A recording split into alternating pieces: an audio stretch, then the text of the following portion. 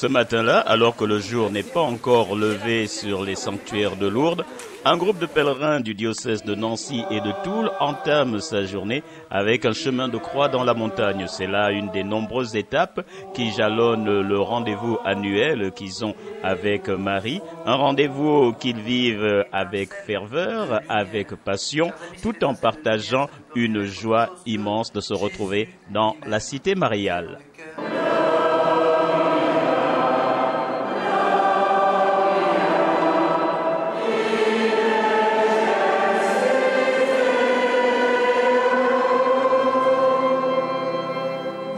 La joie, elle transpire à Lourdes de toutes sortes de façons, ne serait-ce que parce qu'il y a le rassemblement de personnes qui viennent du monde entier et que se rassembler, ça a toujours été pour des personnes qui vivent souvent isolées une grande source de joie.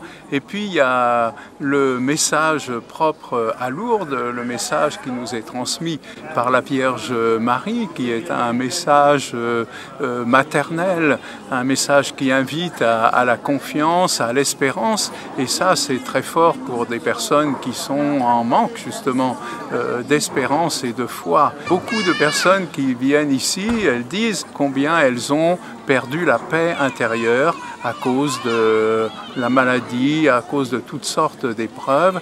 Et puis à Lourdes, elles arrivent et elles sont comme transformées de l'intérieur. La souffrance est toujours là, la maladie est toujours là, mais s'installe en elles une paix intérieure, une sérénité intérieure qui a sa source dans le message de Lourdes, qui est tout simplement le message de l'Évangile.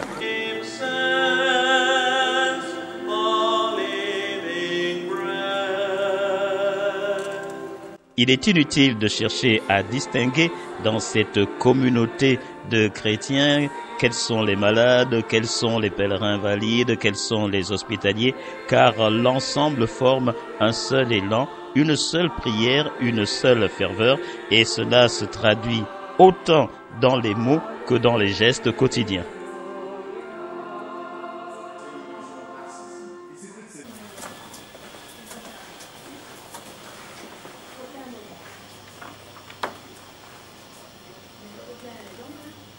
Tout va bien? Ça va?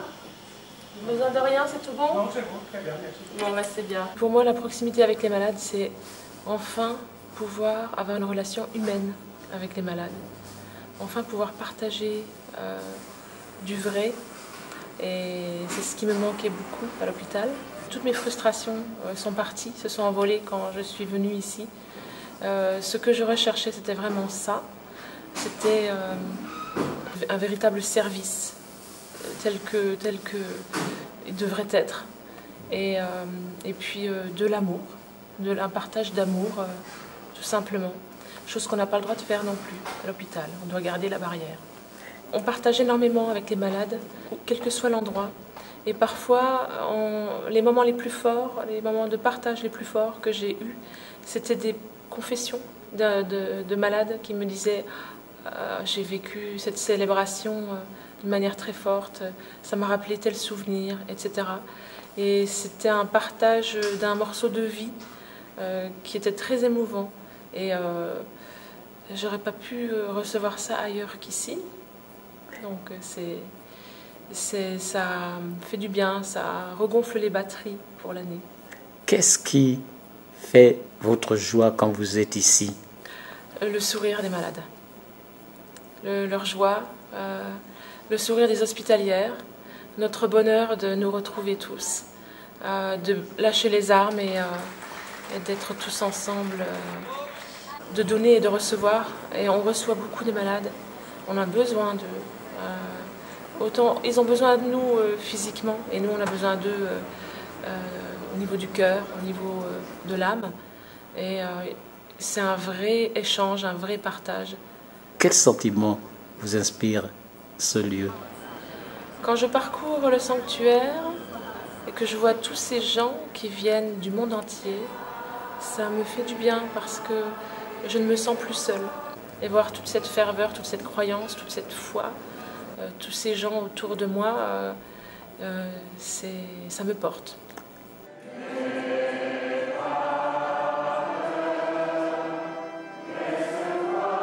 Pour chaque pèlerin, venir à Lourdes tient de l'intime et du collectif. À travers leurs regards et leurs émotions, on saisit mieux les raisons qui les poussent à venir et à revenir. Quand on est venu une fois, on a envie de revenir. Et on est à nouveau appelé. Qui est-ce qui nous appelle? C'est certainement la Vierge qui nous appelle.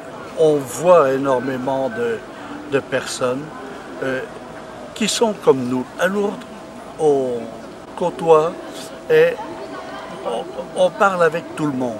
Ce qui n'est même pas le cas en paroisse. Et là, tout le monde se parle et tout le monde a un sourire et vraiment un visage accueillant. On est donc venu une première fois à Lourdes il y a 5 ans.